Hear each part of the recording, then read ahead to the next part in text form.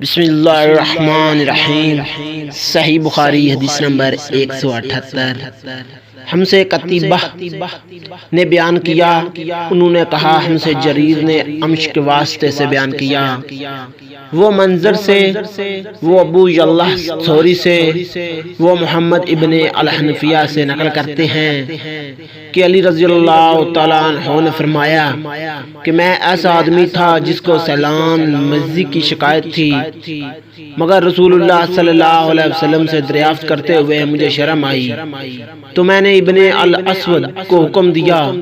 انہوں نے آپ صلی اللہ علیہ وسلم سے پوچھا، آپ صلی اللہ علیہ وسلم نے فرمایا کہ اس میں وضو کرنا فرض ہے۔ اس روایت کو شعبہ نے بھی امش سے روایت کیا ہے۔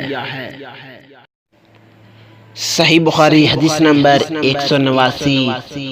ہم سے سعد بن حفص نے بیان کیا، انہوں نے کہا ہم سے شیبان نے یکجا کے واسطے سے نقل کیا، وہ عطا بن یسار سے نقل کرتے ہیں، انہیں زید بن خالد نے خبر دی کہ انہوں نے عثمان بن عفان رضی اللہ تعالیٰ عنہ سے پوچھا کہ اگر کوئی شخص صحبت کرے اور منی نہ نکلے، فرمایا کہ وضو کرے جس طرح نماز کے لیے وضو کرتا ہے اور اپنے عضو کو دھو لے۔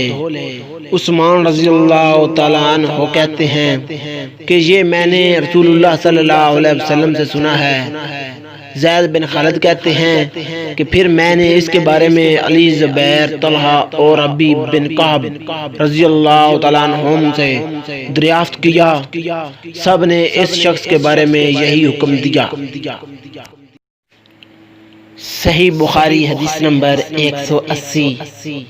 ہم سے اسحاق بن منصور نے بیان کیا، کہا ہمیں نظر نے خبر دی، انہوں نے کہا ہم کو شعبہ نے حکم کے واسطے سے بتلایا، وہ ذکوان سے، وہ ابو صالح سے، وہ ابو سعید خدری سے روایت کرتے ہیں کہ رسول اللہ صلی اللہ علیہ وسلم نے ایک انصاری کو بلایا، وہ آئے تو ان کے سر میں سے پانی ٹپک رہا تھا۔ رسول اللہ صلی اللہ علیہ وسلم نے فرمایا شاید ہم نے تمہیں جلدی میں ڈال دیا، انہوں نے کہا جی ہاں۔